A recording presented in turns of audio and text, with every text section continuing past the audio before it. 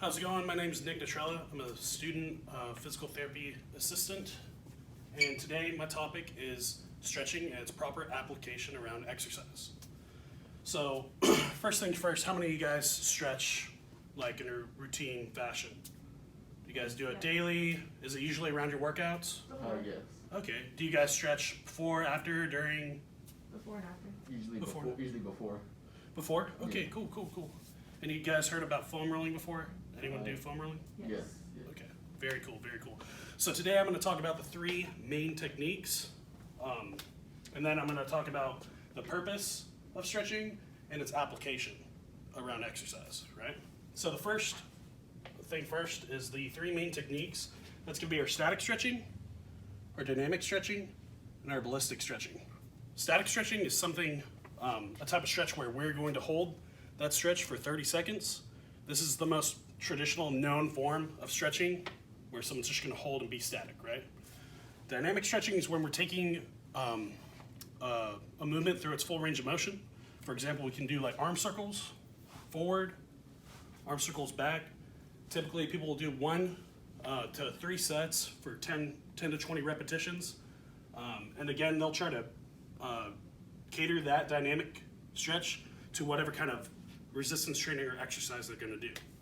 And then ballistic stretching is where you're going to do a stretch, and on the ends of the range of motion, you're going to bounce.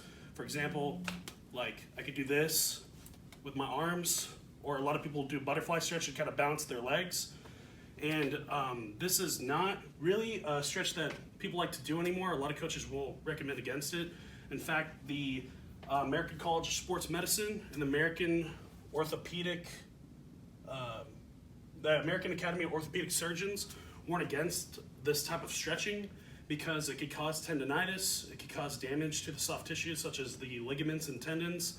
So it's really reserved for only advanced athletes under the care of their coach or practitioner. So again, that's going to be a no-no for general population. And then static and dynamic stretching are really good, and we're going to dig into how to apply it to our exercise program. But first, let's talk about why we're stretching to begin with. So its purpose. So if you look closely over here, I've kind of drawn out the muscle tendon complex here.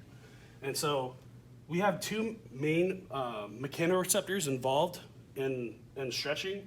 One's going to be the Golgi tendon organ, or short for GTO. And that's going to be located on the insertion and origin of the muscle. And then we have the muscle spindle, and that's kind of sensing tension and in charge of contracting the muscles, right? So when we can stimulate that Golgi tendon organ via stretching or foam rolling, it causes the muscle spindle to relax or be inhibited. So as you can see here, I have an inhibitory neuron.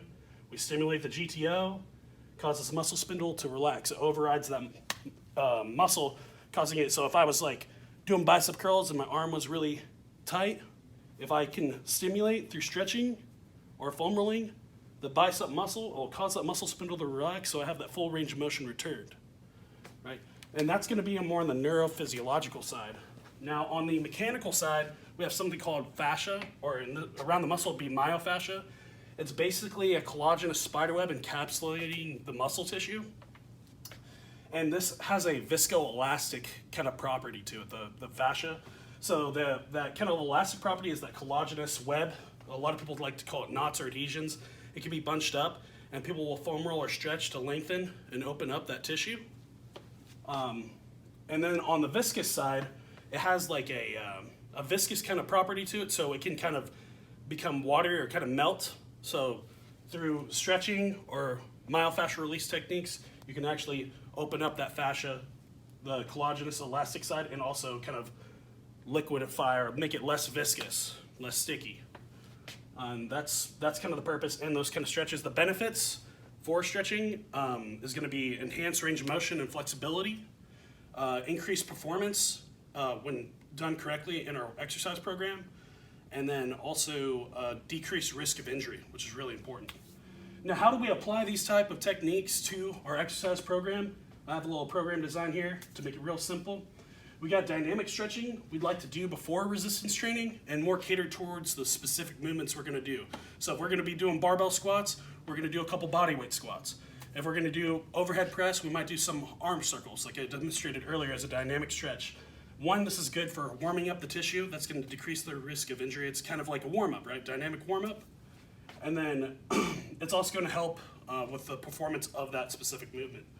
Now, after the resistance training or exercise, we could do static stretching, because that's going to be a little bit more beneficial on the range of motion and the flexibility portion, but it won't inhibit or kind of mess around with our resistance training. If you overstretch your chest before a bench press, that might hurt your performance during your resistance training.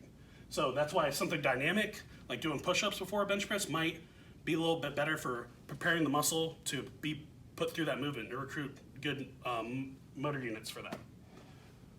But a little tidbit from the National Academy of Sports Medicine, they suggest integrating self-myofascial release or foam rolling before you lengthen or stretch the tissue.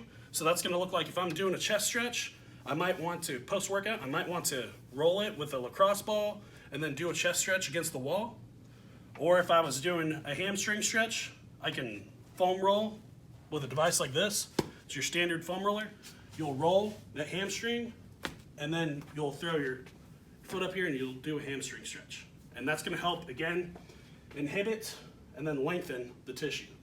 Again, referring back to that Golgi tendon organ, and it's inhibiting with a muscle spindle.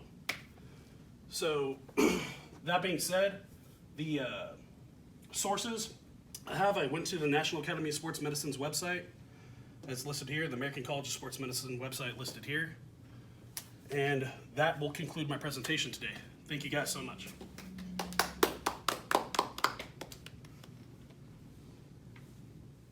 So thank you guys for joining my presentation today. To end it, I'd like to put a little pop quiz here. So first things first, what are the three main techniques of stretching? Anyone? Static, dynamic, and ballistic. Thank you. Very good. Very good. And so which one of these stretching techniques are going to be more beneficial pre-workout? Dynamic. Very good. Dynamic is correct. So which one of these stretches would be better post-workout? Static. Very good. And what is a tool that you can integrate into your stretching routine that can help enhance your stretching? Foam rolling. Very good. Yes, a foam roller. Thank you guys very much. I appreciate you guys listening to me today.